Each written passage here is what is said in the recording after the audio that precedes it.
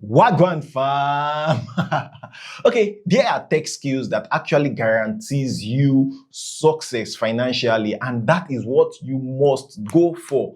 How true is this popular tech beginner advice? So someone reached out to me last week. He has been bouncing from learning Python to UI UX to data science for almost a year now, saying that he is not able to get a tech job. But the issue is with clarity and consistency. And guess what? He knew. He was smart to ask me the question anyone considering switching or starting tech must ask humbly. Which tech career should I go for? Though it was a bit too late, but I smiled because while that is a must-ask question for beginners, that is not the first question to start with. A lot of people make this mistake, and I'm about to show you why 95% of people pick the wrong path in tech and how you make sure you don't fall in the same trap. Also, there is this guy I met at an event last year. He said that he was a frustrated bank teller in Lagos, but he worked remotely now as a cloud engineer and makes close to 12 million naira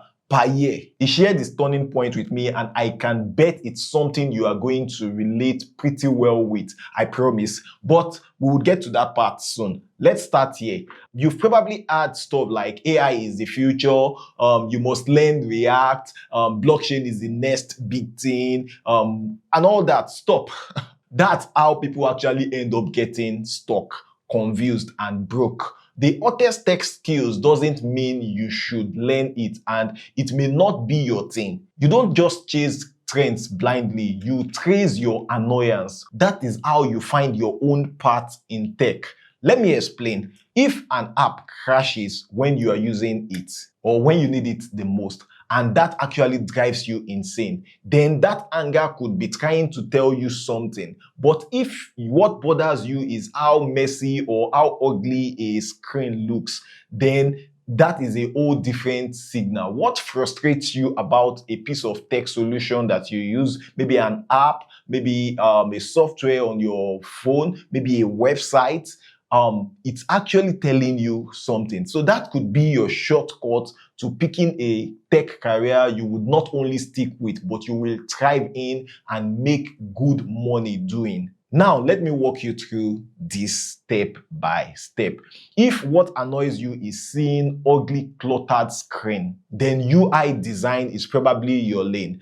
I said probably because that is not the only indicator, but if you don't mind learning, you might be the person who makes tech solution clean, aesthetically pleasing, and pleasant. Companies like Jumia, Temu didn't just blow up because of logistic and adverts. They made their platform simple, intuitive, and attractive. UI designers shape that experience for you as a customer. So now let's talk about you that you get bugged when you feel an app is quite confusing and hard to use. Then UX design could be your calling. You fix long, unnecessary steps that actually frustrate users. This is not necessarily like graphic designing. It's about making the experience smoother, not just prettier and aesthetically pleasing. If you are the one who always think, why don't they just do this to make this app or to make this software better?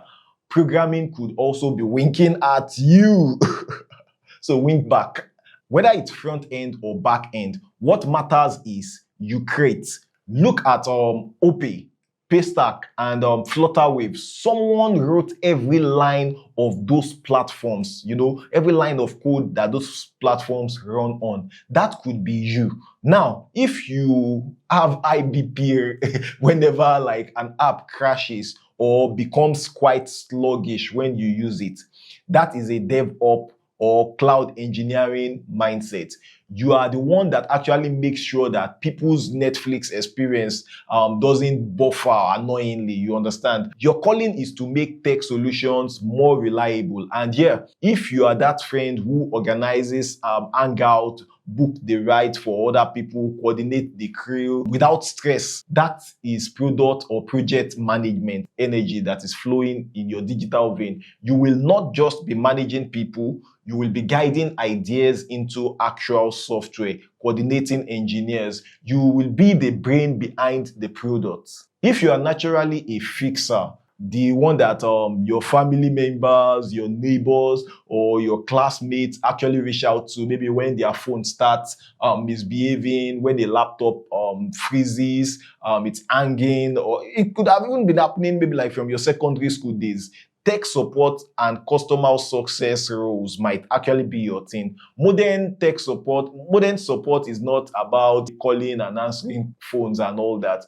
You are actually the bridge between users and developers. If you love breaking things apart and explaining how they work, you just have your way with words to explain things in a simpler form or in a more efficient way, you will do great as a technical writer. These skills are super in demand right now in Nigeria, in the UK, in the US, in Canada, and across the world. And you can work abroad remotely as a remote worker or as a freelancer on platforms like Upwork, Fiverr, and the rest of them. You know I'm very big on Upwork, and you can check out my content on this channel to learn more about how to get jobs on Upwork. But note that you can't work on Upwork if you don't have a skill, especially like maybe like something like a tech skill like the ones we are discussing. And I'm trying to help you choose the right tech skills.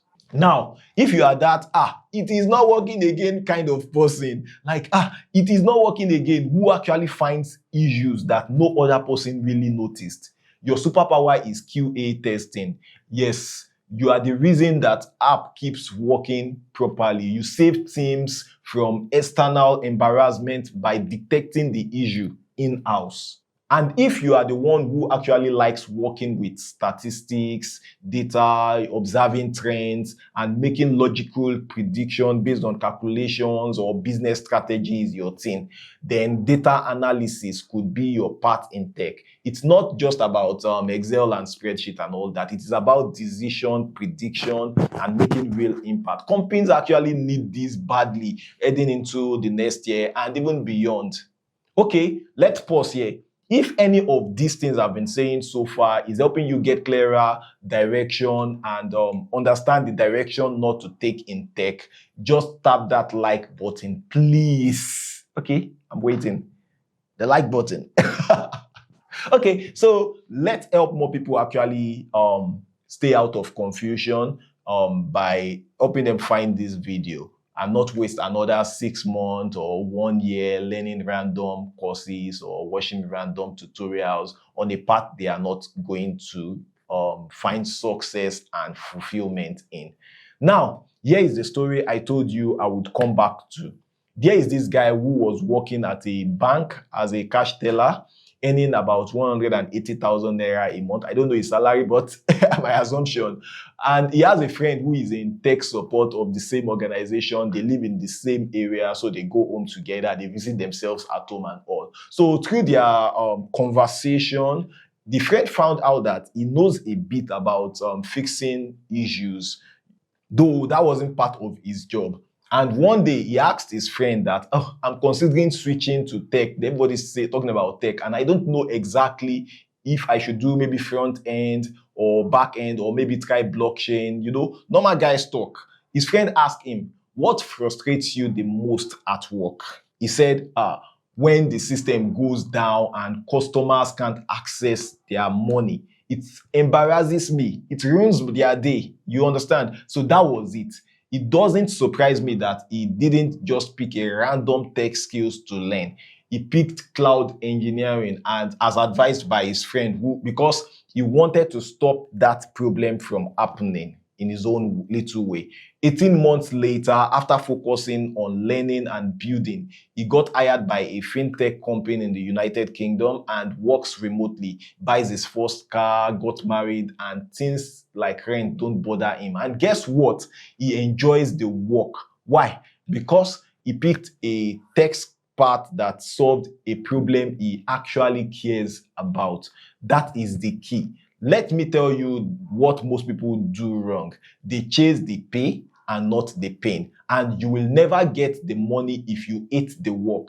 It will show. You will be procrastinating. You will avoid practicing. You will burn out way faster, even if somehow you are able to find yourself with a tech skills and then a tech job and you don't have a flair for it. Also, too many people try to learn everything at once. Calm down. I know you are not Rema, but please calm down. Calm down. Tech rewards people who go deep, not just people who go wide. Pick one part and get dangerously good at it. You can always branch out later. Now, if you are thinking of someone who is jumping from pillar to post, from course to course, and needs clarity, just share this video with them. It might save them months of wasted effort, or worse, giving up too early. Back to that early trick I gave you. Write down what annoys you the most about apps and websites. That is your compass to find your natural path in tech. Ask yourself, what makes me want to throw my phone when I am using an app? What would I fix if I could?